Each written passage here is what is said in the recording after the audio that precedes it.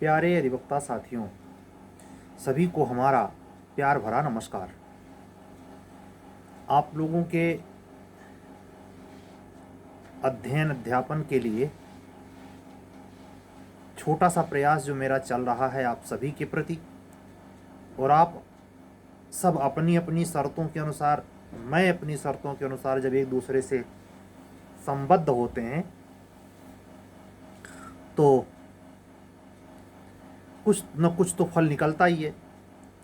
ऐसे ही Uttar Pradesh higher judiciary के साथ साथ जो कि अभी वैकेंसी आनी है, मध्य प्रदेश के प्रति तो ऐसा कुछ भी रुझान नहीं था, लेकिन बिहार जुडिशरी के लिए, बिहार हायर जुडिशरी के लिए 4000 प्रश्नों के एक विशेष सीरीज के साथ मैं आ रहा हूँ। 21 तारीख से दिसंबर से शुरू होगा और 17 अप्रैल तक चलेगा। 40 टेस्ट की ये सीरीज है।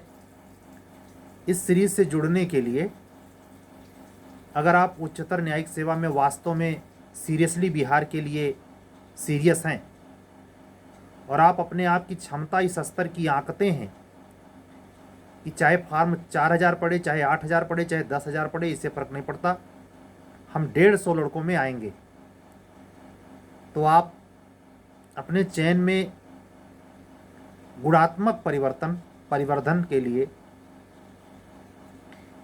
और तैयारी के दरमियान, यानी अभी से ही अगर आपने मध्य प्रदेश हायर जुडिशरी का पेपर अच्छे स्तर पे किया है, मेंस देने के लिए आप निश्चिंत हैं, या अनदर स्टेट के किसी भी स्टेट में विद बिहार आपने यूपी एचजेएस समेत एचजेएस के किसी भी स्टेट में आपने इंटरव्यू वगैरह फेस किया है, तो आप सभी लोगों को एक आह्वान करता हूं कि अपने प्रारंभिक परीक्षा की सुनिश्चित सफलता के लिए इस सीरीज से जुड़ने के बारे में सोचें। ये आपके चयन के लिए जो आपकी व्यक्तिगत डेली बेसिस पे आपकी दिनचर्या है और परिस्थितियां हैं, उनके बीच से एक सुगम और सरल रास्ता निकालेगी, जिससे आपकी आने वाली उत्तर प्रदेश उच्चतर न्यायिक सेवा की प्रारंभिक परीक्षा, यूपीएचजेएस प्रारंभिक परीक्षा 2022 हेतु जो 2024 में कभी भी होगी, और बिहार की भी जो डेट लगेगी उसके संदर्भ में हम आपसे यही कहेंगे कि एक गोल्डन अपॉर्चुनिटी है 30 सीट होने की वजह से। हमेशा ये ध्यान रखिए कि किसी भी स्टेट का यूपी समेत 50 से अधिक पद जनरल के लिए नहीं आने वाला। तो अगर इसमें 150 पद इस बात का इशारा कर रहा है, तो अपने आप को इस पद के लिए मुफीद पाने वाले सारे अधिवक्ता साथियों, बंधुओं और बहनों से अनुरोध है कि आप एक बार सोचें। वहाँ आपको मैं पहले ही वीडियो में बता चुका हूँ 2 दिन 3 दिन पहले कि वहाँ प्रीलिम्स हिंदी में नहीं होता। तो जिनको हिंदी इंग्लिश से इतनी बड़ी बाधा है कि वो नहीं कर सकते, तो फिर वो उसके बारे में ना सोचें, वो यूपी के बारे में सोचें, मध्य प्रदेश के बारे में, झारखंड के बारे में और उत्तराखंड के बारे में। समझ रहे हैं? अब बात करते हैं आने वाली वैकेंसी और जुडिशरी के संदर्भ में यूपी के लोअर के बारे में। जैसा कि हमने कहा था कि 18 तक तो कमीशन अपने निजी महत्वपूर्ण कार्य में व्यस्त है, कल तो वो चल रहा है। व्यस्तता जैसे खत्म होगी, मतलब ये समझ जाएं कि 20 दिसंबर से लेके और 10 जनवरी तक लगभग 20 दिन commission, UP commission UP PCS पर गंभीरतापूर्वक काम करेगा 2024 के संदर्भ में और 2023 के मेंस के रिजल्ट के संदर्भ में। बहुत द्रुत गति से इस पर काम चल रहा है, पर डे कॉपी चेक हो रही है। जैसे उन्होंने जुडिशरी और एपीओ का रिजल्ट साल भर के अंदर लाके दिखाया है, वैसे वो 2023 पीसीएस का रिजल्ट भी साल भर के अंदर ला के दिखाना चाहते हैं। उसी के बाद या इसी बीच में कमीशन और सरकार के बीच समन्वय, सरकारी विभाग कार्मिक मंत्रालय के समन्वय के बीच नोटिफिकेशन यूपी जुडिशरी का हो सकता है। और ये प्रोबेबिलिटी जो यूपी जुडिशरी के प्रति है समान रूप से एपीओ के प्रति भी है। मुझे जहां तक मानना है कि यूपी एपीओ का बैच 2022 वाला जो 69 सीट का गया है, उनके ज्वाइन होते ही गुड न्यूज आपको मिलेगी। कौन आगे होता है कौन पीछे होता है वक्त बताएगा, लेकिन संभावनाएं बरोबर और प्रबल स्थिति में हैं। मेरे कल के वीडियो में आपसे अपील करने पर कि आप मेहनत पड़ें, शिथिल ना हो, बार बार रिक्तियों के चक्कर में ना पड़ें। आप ये तय माने कि समय बचाने पर ही सफलता का राज है। लगभग हर दिन ये बात मैं सुझाता हूँ कि अपने समय को सहेजिए, धन है वो। अगर ये आदत में शुमार हो गया, जिंदगी में बहुत आगे जाएंगे। कोई ज़रूरी नहीं है कि आप एपीओ जेएचजेएस बने, फिर भी अगर समय को नियोजित करके सहेजना आ गया तो फिर किसी और अस्त्र की जरूरत नहीं, इतना पर्याप्त है।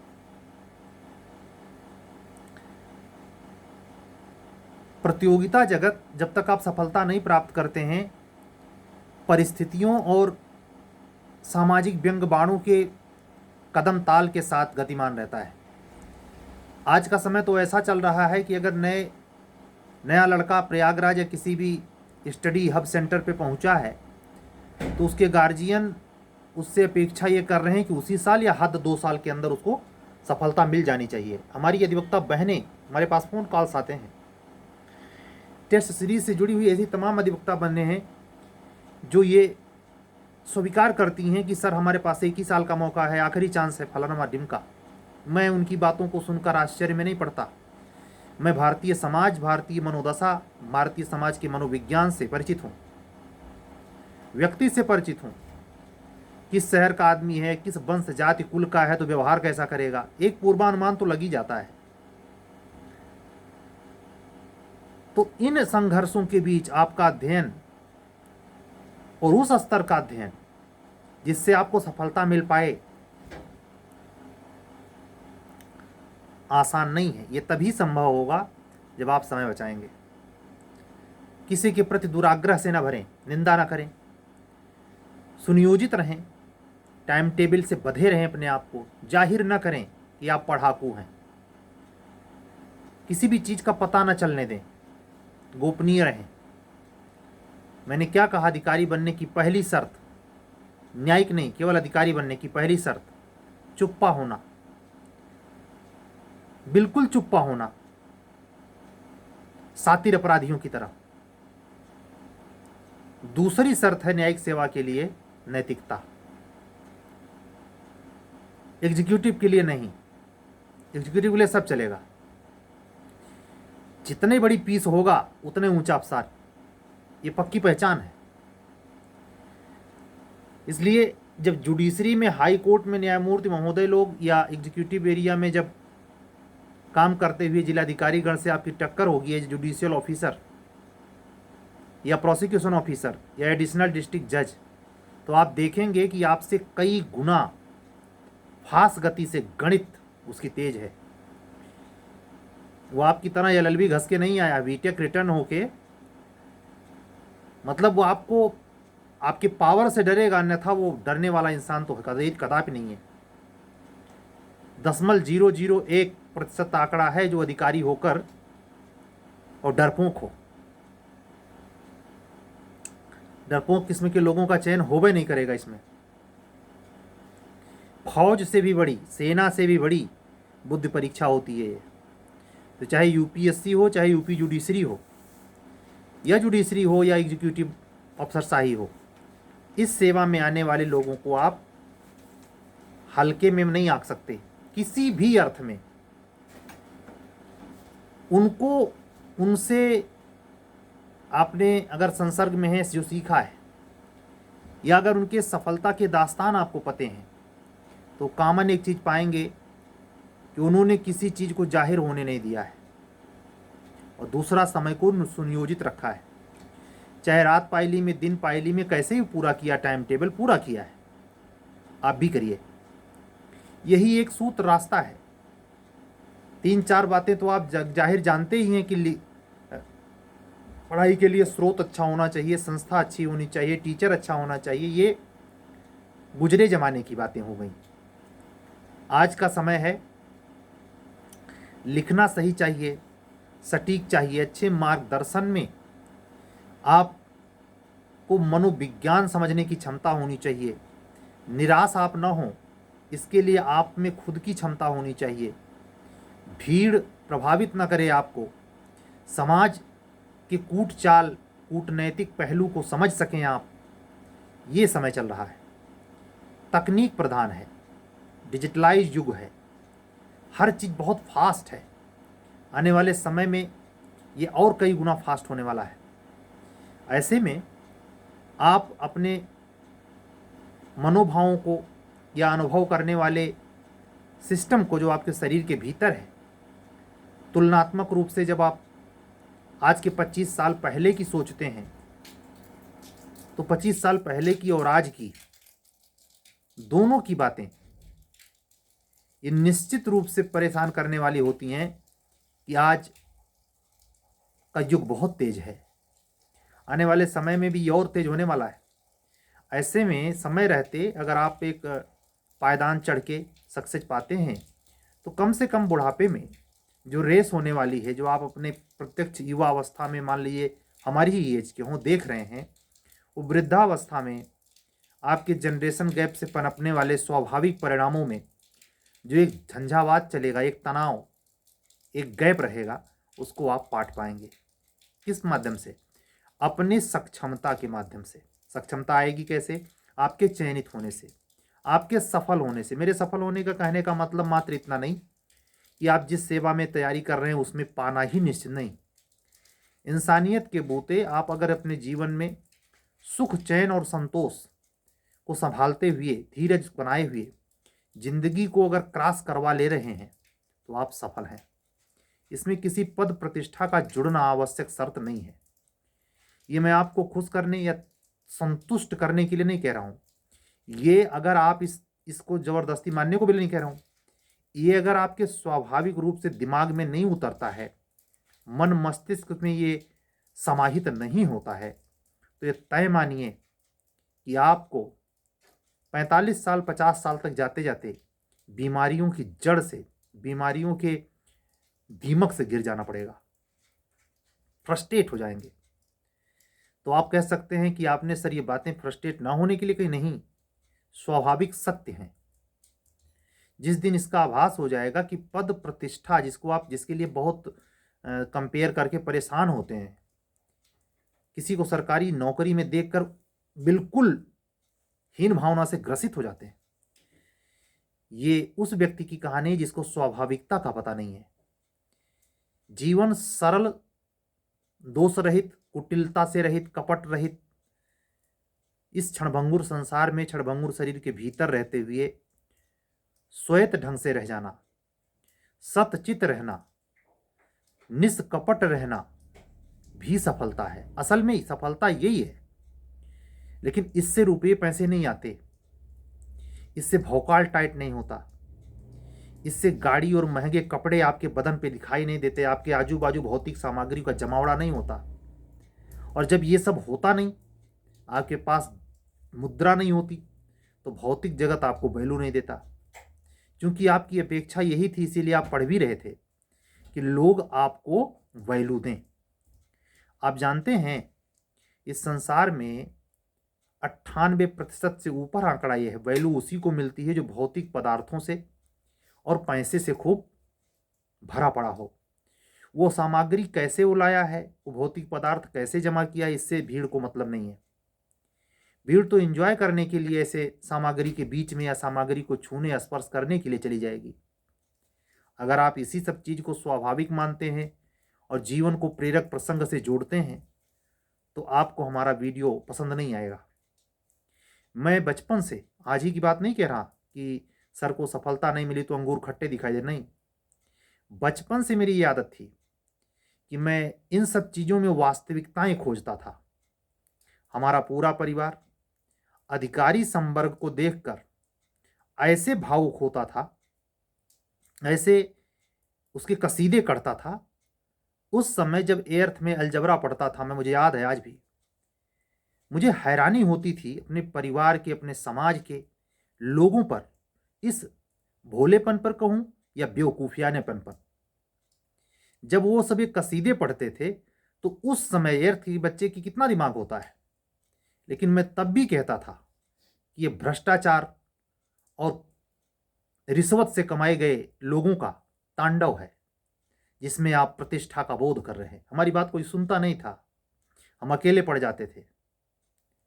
लेकिन आज भी उसी पे आप देखें, हमारे वीडियो में पीछे भी जाके सुने तो यही चीज निकलती है। प्रभावित होने का अर्थ ही है कि आप विसंगत पूर्ण ढंग से उस शख्स को परिभाषित कर रहे हैं जिससे प्रभावित हैं। प्रभावित होना बुरी बात नहीं है, लेकिन सही जगह पर। आप मीराबाई से प्रभावित होइए, आप संत राबिया से प्रभावित होइए, आप सतचित आनंद के मार्ग पे चलने वाले प्रेम मार्गी संतों से प्रभावित होइए, तो समझ में आता है।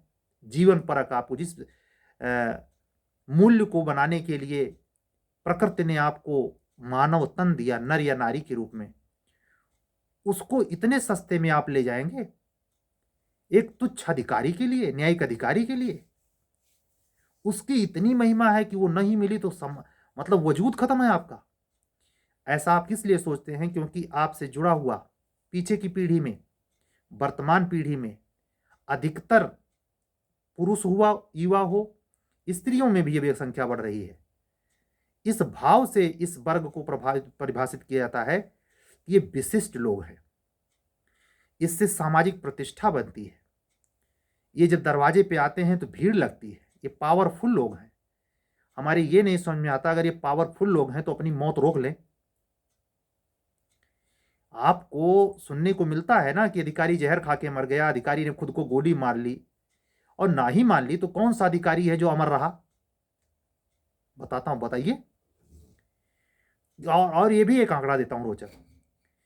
जितने लोगों ने बुद्धत्व को प्राप्त किया, यानी साक्षात श्री नारायण के धाम पहुंचे, उसमें से कोई अधिकारी भी था? अगर अधिकारी या न्यायिक अधिकारी इतना गरिमामय है, इतना महत्वपूर्ण है, इतना यशकारक है, तो पहुंचा क्यों नहीं? इसका मतलब यह भी है जो कबीरदास कहते हैं, मसी कागज छुयो नहीं, सत्य की तरफ बढ़िए, इंसानियत निर्मित कीजिए। दादू साहब पलटू, गुरु नानक, गुरु गोविंद सिंह, ये वजूद के लोग हैं। इनको नतमस्तक होइए, इनसे प्रभावित होने की कोशिश, इसमें जीवन ढूंढिए। अधिकारी ऐसे चलता है, नेता ऐसे चलता है, ये गमछा ऐसे लगता है, ऐसे टेक मारता है, ऐसे शास्त्र पेलता है। पंडितों से, अधिकारियों से, न्यायिक अधिकारियों से, नेताओं से जो भी प्रभावित होगा वो बुढ़ापे में रोएगा। साफ शब्दों में कह रहा हूं, ये सिर्फ और सिर्फ भौतिक जगत की वो तुच्छ आमद चीजें हैं जो आपके द्वारा बनाई गई, आपके पिछली पीढ़ी के द्वारा बनाई गई गजब की भ्रमजाल है। उसी के शिकार होकर आप तैयारी करने भी आए हैं। आपको दिलासा दी गई है इसमें इतना ऊपरी इनकम होती है। बैठ जाना सचिवालय में, चूसना विभाग, वीडियो बन जाना, ब्लॉक खा जाना। पैसा कहां खर्चा करना है? शादी विवाह तिलक। तो हम कितने दफे इसे समझाएं? इस पागलपन को आप प्रभाविकता कहते हैं, सम्मान कहते हैं, प्रतिष्ठा कहते हैं। इससे प्रतिष्ठित बोध का अनुभव करते हैं। ये मानवीय गुण नहीं है, अमानवीय गुण है, जिसके चलते यही अधिकारी जब रिटायर हो जाता है इसको कोई पूछता नहीं। चाहे न्यायिक अधिकारी हो, चाहे एग्जीक्यूटिव ऑफिसर हो, इसकी वो गति होती है जिसको पूछो मत। इसके बच्चे इसकी तक नहीं सुनते, नहीं सुनेंगे। जवानी में हेकड़ी चलती है, बुढ़ापे में नहीं। जब आप अपनी ये तर्जनी कनिष्ठा ऐसे नहीं कर पाएंगे अपनी ताकत से, जो भी हो जा रही है, तब पावर पता चलता है अधिकारी का, न्यायिक अधिकारी का। न विश्वास पड़े तो इनके जीवन शैली में जी रहे लोगों के प्रति बुढ़ापे में जाके देखिए। हम इसका इसलिए कह रहे हैं कि इसका हीन भावना से ग्रसित होकर के आप तैयारी नहीं छोड़ें। आप जो प्रभावित होकर के अपना दिमाग खराब करते हैं, फ्रस्ट्रेट होते हैं और ऐसा महसूस करते हैं कि हमको गवर्नमेंट जॉब में अगर ये पद प्रतिष्ठा नहीं मिली तो लुट गए।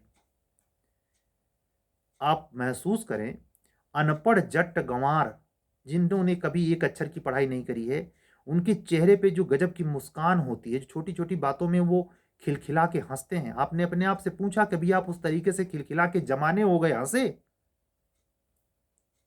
नहीं आई हंसी, नहीं आएगी। आप बेरक्तवे से नहीं छुट्टी पाएंगे।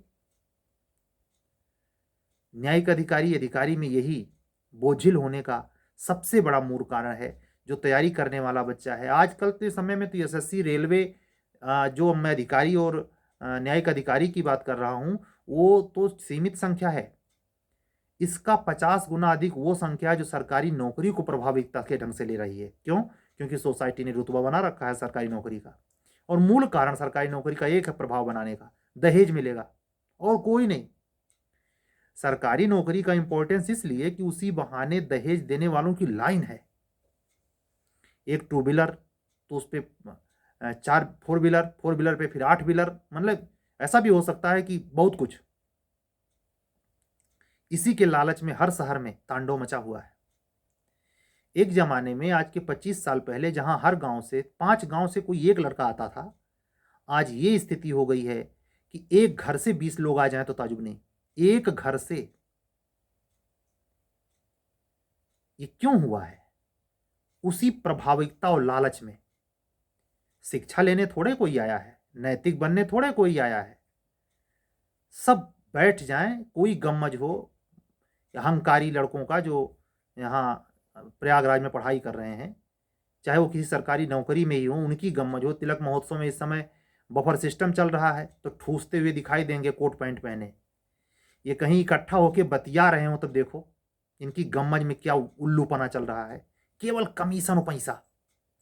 अगर 4 सरकारी नौकरी वाला बैठा है तो उसके दिमाग में बस एक ही चीज चल रहा है, सैलरी या कैसे। वो पुरानी पेंशन के लिए परेशान है।